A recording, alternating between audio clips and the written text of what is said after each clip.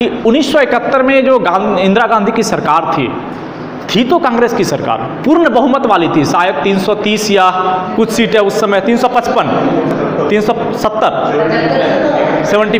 375 seat था उस समय। परंतु 375 सांसदों को वो डिसिप्लिन में नहीं रख पाई थी।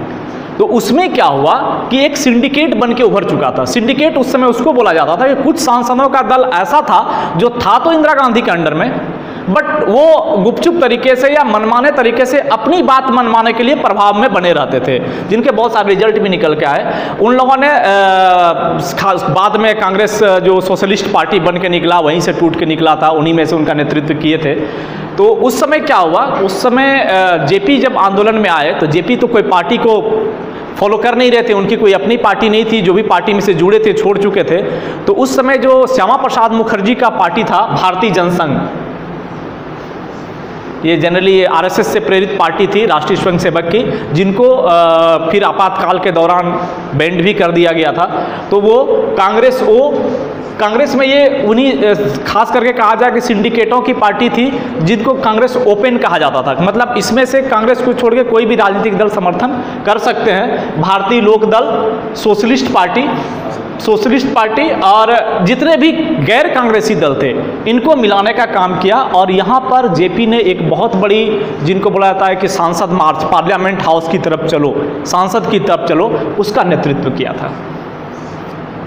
ये मूवमेंट जो है, इतनी बड़ी छात्र आंदोलन, इतना खतरनाक मूवमेंट था, राष्ट्रव्यापी मूवमेंट था कि इसी मूवमेंट को जो उस समय के तत्कालीन प्रधानमंत्री श्रीमती इंदिरा गांधी थी, उन्होंने ना कि राष्ट्रव्यापी आंदोलन बल्कि खुले तौर पर चुनौती दी थी कि ये इंदिरा गांधी के विरुद्ध व्यक्तिगत आंदोलन है। और इस तरह से ये ताने बाने बुनते हुए 1974 में, और 1974 का जो आपका प्रमुख चेहरा बने, आपके ई बुक से है ये, लोकनायक जयप्रकाश नारायण, जन्मतिथि 1902, 1979 तक जो उनका रहा। अभी आगे हम लोग पढ़ेंगे। युवा अवस्था में ये मार्क्सवादी थे। मार्क्सवादी पढ़े होंगे इतिहास में आप लोग। मार्क्सवादी जो कार्ल मार्क्स बोलते हैं ना, वो इतिहास में वो कार्ल मार्क्स थे, उनके दर्शन के आधार पर चलते थे। तो कार्ल मार्क्स के दर्शन के आधार पर चलते थे। अच्छा, socialist party, Congress socialist party और सोशलिस्ट पार्टी के संस्थापक महासचिव रहे कौन? जेपी। 1942 के भारत छोड़ो आंदोलन में भी महात्मा गांधी के साथ रहे। पंडित जवाहरलाल नेहरू का उत्तराधिकारी माने जाते थे। जेपी को पंडित जवाहरलाल नेहरू का उत्तराधिकारी माने जाते। उत्तराधिकारी किसको कहा जाता है कि हमारे बाद सत्ता ये चलाएंगे। और नेहरू के बाद आया कौन? इंदिरा गांधी। लाल बहादुर शास्त्री को तो बनाया गया था। जेपी नेहरू के साथ थे, तो जेपी को नेहरू का उत्तराधिकारी माना जाता था। यानी कि कांग्रेस के तारणहार यही बनेंगे। उत्तराधिकारी का मतलब होता है कि कांग्रेस का नॉट फॉर देश तो जनता जिसको चुनेगी वो बनेगा, या फिर जो चेंजिंग आएंगे। तो जेपी उस समय कांग्रेस के उत्तराधिकारी के रूप में, मतलब नेहरू के उत्तराधिकारी के रूप में जाने जाते थे। देन जो ये 1974 का सांसद मार्च हुआ, इंदिरा गांधी की जो उक्ति थी कि ये मेरे विरुद्ध है, ये यहाँ पे कहीं ना कहीं इसी चीज़ से प्रेरित था। वो सेंटेंस इससे प्रेरित था कि नेहरू का उत्तराधिकारी जेपी को माना जाता था।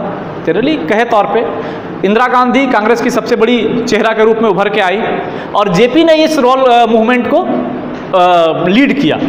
देन उनके मन में आया कि ये हमारे व्यक्तिगत, हमारी छवि को खराब करने, हमें पदच्युत करने, हमको करने के लिए इन नेताओं की कोई बहुत बड़ी चाल है। उस मुद्दे पर देखा जाए, बाकी तो इंदिरा गांधी और नेहरू जी के बीच में प्राइम मिनिस्टर अलग अलग हुए, उनके पीछे का रीजन भी अलग है।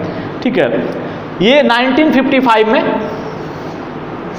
जो नॉर्मल एक सक्रिय राजनीति किसको बोलते हैं कि मतलब आप जो ऑल इन ऑल राजनीति में थे, ये छोड़ चुके थे। उसके बाद फिर वो 74 में ही आए बिहार के लड़कों को बुलाने पर राजनीति में। बाकी 1955 से 74 तक ये सोशल रिफॉर्मर के रूप में काम करते रहे, जिनमें बहुत सारे काम थे। वो चंबल के डाकुओं को आत्मसमर्पण कराना, नागा में जो नागा आंदोलन चलता था उन लोगों के बीच बातचीत, मतलब मध्यस्थता के काम में एक सोशल रिफॉर्मर के रूप में काम करते थे। तो ये था जेपी का इतिहास। इनके बारे में बहुत सारी चीज़ें मिली, परंतु उसी 1974 के आंदोलन के समय इंदिरा गांधी 1971 में आई, तो उसी समय जो ये गरीबी हटाओ का गरीबी और अमीरी के बीच का खाई था, गरीबी और अमीरी के बीच के खाई से जो पनप के निकला वो एक आंदोलन था नक्सलवादी आंदोलन। तो नक्सलवादी आंदोलन के बारे में थोड़ी बहुत जो हमने देखा कि ये नक्सलवादी आंदोलन जो भी हमने बताया कि जेपी मार्क्सवादी भी थे, सपोर्ट करते थे, और जो नक्सलवादी है वो भी मार्क्सवादी को सपोर्ट करते थे। तो मार्क्सवादी में जो विश्वास रखता था उनके समूहों की सक्रियता जो है 1969 के आसपास से ही बढ़नी शुरू हो गई थी। 1969 में इसी आसपास में बढ़ना शुरू हो गया था। इनका मेन जो मोटो था, नक्सलवादियों का मेन मोटो क्या था कि हम पूंजीवादी व्यवस्था को समाप्त करेंगे, पूंजीवादियों से कुछ लेंगे और गरीबों को बांट देंगे। इनका मेन मोटो ये था कि हम जो एक समतुल्य वाली व्यवस्था लाना है उसको लेके आएंगे। तो और इसमें जो सबसे बड़ी बात था कि जेपी का समर्थन नहीं मिलने की बात थी कि ये हिंसक आंदोलन था। जेपी अहिंसा, चूंकि गांधी जी के विचारधारा के थे तो वो अहिंसा पर विश्वास करते थे, लेकिन इनका जो मेन निकला ये हथियार यानी कि हिंसक विरोध प्रदर्शन करते थे। उसके बाद 1969 में चारू मजूमदार, बंगाल के ही हैं चारू मजूमदार, नक्सलवादी आंदोलन में भारत का सबसे बड़ा चेहरा जाना जाता है, बंगाल के हैं, खड़गपुर एरिया के आसपास का है वो, ठीक है। उन्होंने जो मार्क्सवादी कम्युनिस्ट पार्टी था इनसे अलग होकर एक पार्टी बनाई जिसका नाम दिया CPI, communist party of India, मार्क्सवादी लेनिनवादी। जो लेनिन, मुसोलिनी, हिटलर, उनके मतलब इस पे आदर्शों पे चलने वाले मार्क्सवादी लेनिनवादी।